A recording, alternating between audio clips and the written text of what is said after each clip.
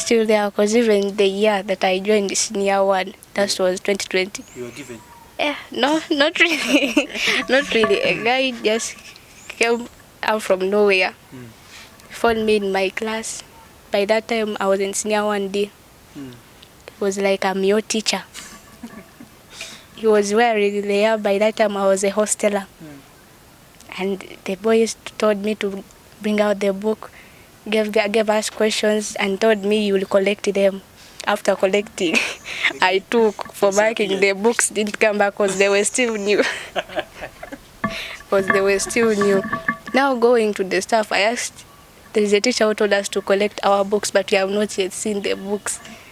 And the only answer I got and the reaction, they laughed. They were like, those are your fellow students. They are in senior 6. They are actually going to sit for their last papers. And they told me that's what we call bullying in high school, because we're just from primary to secondary without knowing anything in high school. So the guy just shopped your books at a free cost with an exercise? Exactly. Which exercise was that? It was entrepreneurship. In the evening. That was 3:20. I remember. So. All right. Welcome to yet another edition of Mbale Express TV. Today, it is another edition which is very special. Why? We're going to be speaking school fees language, English. It's going to be 100% English. No Rumasaba, no Luganda, no Ateso, no blah blah. So today I'm having people with me who are on uniforms. On uniforms, yeah. Not for the army, not for the police, but for the learners. I'm having high school learners who are going to be interacting with us on several issues. And basically, majorly we're going to be discussing about leadership in schools. Because in most cases, we look at that people or students, right from the level of pupils in primary, then secondary when they are students, then up to university when they are, those who mainly or basically go for politics, rather leadership posts, they end up probably taking on leadership positions even at when they are done with their studies, be it parliament, local government, and what have you. So they are going to be discussing about leadership or politics in schools. And nowadays, politics or leadership in schools has changed a lot. Why? We have seen political parties also, becoming an issue in schools. Recently, we watched I don't remember really. I'm not really certain about the class of the kid who was contesting for was it health prefectship? And this boy came on a ticket of nope, moreover at a primary level. And this boy, when he was campaigning, he said, for me, I'm a nope, blah blah. But Mr. President Robert Kyagulanyi Ssentamu, I want the foot soldiers to be on the ground such that my vote is protected. And indeed, foot soldiers responded and they were on the ground. And the vote was fully protected. And the guy went through. Actually, with a landslide vote. So I don't know. And we have seen the same matter happening at universities, even at the secondary level, where I've seen political parties, NRM, NOP, because those are the major political parties right now. We've seen them, taking their course in politics or leadership or whatever of high school. So we're going to be discussing. This is an aspiring leader. Same as this one. So they are going to be telling us why do they really need to be part of the leadership of their learners, of their fellow learners, and why do they think they are the people whom people should look at. So I'm going to start from my right, because this one is on my left. I'll start with my right hand man to tell us who is he. Why is he here? Why is he, interested in contesting for leadership post and what have you? Then we roll on. Big man, welcome to the show. Thank you so much, sir. My name is Mazaki Kevin, student of Mbale High School. I'm in senior 5. contesting for the post of head boyship Mbale High School.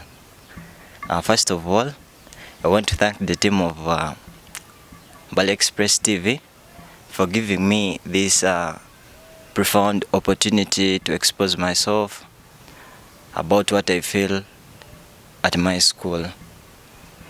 Now, for me as a person, contesting for the post of head boy at our school, okay, there are several matters that pushed me to aspire for it. First of all, in our school, I would like to tell you that we don't have peace. Like a wise man once said that the greatest power you can give to your people is peace. And I believe that I am the right person who has peace. That if my people of Mbale High School, if they can vote me as their head boy, I believe I'll give them peace. And the second reason is about academics. You know, I need to tell the people of Mbale High School that we all go to school because of academics. And we all go to school because we want to have better jobs in future, just like that. But the main reason is all because of academics. And someone cannot get a good job if he has not gone to school, if he's not well educated. You see that, for example, we have the members of parliament, government workers, they're well educated, you see. So if my fellow students of Mbale High School, if they can vote me, I, Mazaki Kevin, as their head boy, I believe I will act as a bridge for my students, my fellow students, and the teachers. We elevate the academic standards of Mbale High School. We put it at a higher level, at the apex, the vertex, and everything, just like that. Yes. I'm also going to introduce my colleague on the left side. Welcome to the show. Thank you so much. My name is Nadunga Vivian Sarah, student of Mbale High School. As you can see, I'm even wearing the uniform. Senior 5, Arts. I'm here because I'm also contesting the post of head girlship, Mbale High School. Now, I felt like I want to be the head girl of Mbale High School because I feel it and I have passion for it, as me personally. Because Mbale High School, like, I want to make them shine again. I want them to be at the top, the apex again. Because I really thank our teachers, our head teacher, imagine. Like, he has taken the step that anyone cannot even take to help us as the young students to achieve in our academics, you know. Like, as me, if I be the head girl, I can act like as the mentor of the students. The mentor, I'm meaning like how I can guide, support the young students. Yes. We've seen many things change in leadership of the schools, especially at high school or secondary level. As the aspiring leaders of your fellow students, what have you really seen that has changed or has kept on changing right from the time you joined in senior 1, because I think you're now in HSC, both of you in HSC. Yes. What have you seen, changing right from the time you joined during your senior 1 and up to now? And what are you? What do you think you're looking at bringing on board to ensure that the students, if at all they interest you with leadership, you put in place to ensure that they enjoy your leadership and probably gain from it. Okay, thank you so much for that opportunity once again. Actually, as I told you in the beginning, that a family, a community, and a country itself cannot well develop when there is no peace. At Mbale High School, as a school in Mbale City, since when I joined the senior one, I've been seeing very many people aspiring for leadership in school, and not only that, in other schools, for example, Mbale Secondary School, Mbale Progressive, and many others. But there is something lacking still. The thing that is lacking is the very thing that I want to bring to my people of Mbale High School. I believe if they entrust me with their votes, if they can put me in that seat of head boy 2025 to 2026, I believe I'll give them peace. Yes, I believe I'll give them peace. Not only that, but again, we need, as we leaders, there is something we must leave for people. We need to leave that legacy whereby if a person comes, may also once say that I want to be like someone. For example, there is a certain guy I admire to be like. For example, my assistant head boy, Watea Isaac. That man is, I don't know how I can describe him, but I truly like him so much. He has political tactics that he can put in a school, and who knows, they even trust him. So I believe he left a legacy that even some of us, for example me, I admire to be like him. And I believe if I can also leave such a legacy, there are some people who will admire to be like me, and we develop our school, we develop our community together with our country. What has really changed in the politics of schools? In the politics of schools, students, as in the leader students, the leaders, like they are not that disciplined. Some of them slap, beat, torture the other students just because they are leaders of the school. So they use a lot of power. Exactly. Now, are these powers given to them by the administration, or they just use them because they are leaders? no, they are not given to them as the administration, but they use them as them without the administration knowing about it. So are they tortured students? Do they report and the cases are handled, or they just keep quiet and let it go? Those tortured students, I will tell you, they don't report. Why? Because they have phobia. They have that fear in simple terms. Now, for example, if a leader, by the way, a leader at school, leadership is just a title, as you can hear. And leadership is all about serving to your students. Because we are all students. And the main reason as why we go to school is to study. The things of leadership, we just find them in a school and we live. Now, as I said, those students, they are tortured, yes. But after, there is the thing that we need to know, that is respect.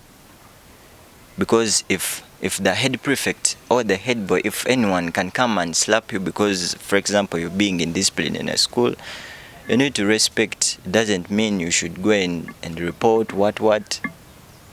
Yeah, yes. Back then, student leaders used to take themselves as demigods, whereby you find, for instance, an HP, a head boy, taking himself as, next to the teacher or the head teacher. You find a head teacher going to a class asking, where's the class monitor? Why is this class like this? And you find that, for instance, you can even, tell the runners to go down, and you give them. Do those things still exist in schools? No, like our school, those things are not there actually. Yes, they are not there. So, student leaders do not, punish probably, or even torture. Sorry to use the word torture. Take themselves as demigods or next to the teachers or the administration. Actually, they take themselves as the next to the teachers.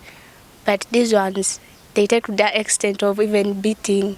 And for us, if being leaders at school, we are not supposed to beat students. We actually need to guide them, advise them not to beat. Beating, their teachers can beat, but for us students, we can't beat other students. Yes. Bullying used to be common in schools where senior ones we are referred to as nyongos, Banseni banners, and other terms, funny terms.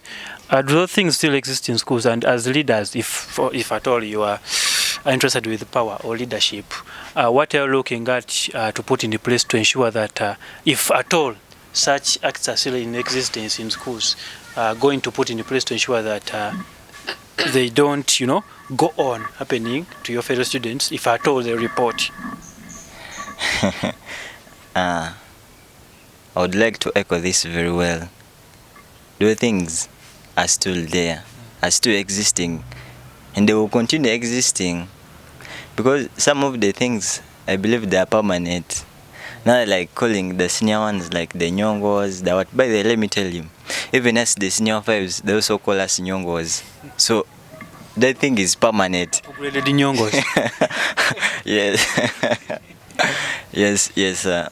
So if they can entrust me with power once again, for me, I believe we can I and my head girl plus the other members that I'll be working with on my cabinet, I believe we can mentor the senior 2s, senior 3s, senior 4s, and the senior 6s. We need to give them names that can suit them, not nyongos. Because the names like Nyongo, Bansen Banners, I don't know other names, I think, but those are the common ones. The youngers and what have you, they are not okay, they are okay if you just, refer to as Nyongo or Bansen Banner. But I'm talking about the act that follows the name Nyongo or Bansen Banner. That someone, for instance, in senior 6 or senior 4 can find you somewhere seated, maybe on a desk, and tells you, Nyongo, shift. I want to sit here. This is the place I feel like I should read from.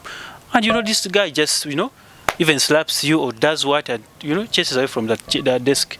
Those are the kind of tortures I'm talking of, whereby because you're a senior 1, a senior 4 candidate should come to you. For instance, I'm sitting here, I'm alone, I'm reading. He should, come from anywhere, finds me, tells me, you shift. I'm supposed to be here. And if you at all try to resist, you are given straight away. What are some of the measures you really do those things still by they even exist in schools? They are still there because even the year that I joined the senior 1, that was 2020. You were given? Yeah, no, not really. Not really. A guy just came out from nowhere, found me in my class. By that time, I was in senior 1D. It was like, I'm your teacher. He was wearing there. By that time, I was a hosteler. And the boys told me to bring out the book, gave us questions, and told me you will collect them. After collecting, I took for marking. The books didn't come back because they were still new. Now going to the staff, I asked, there is a teacher who told us to collect our books, but we have not yet seen the books.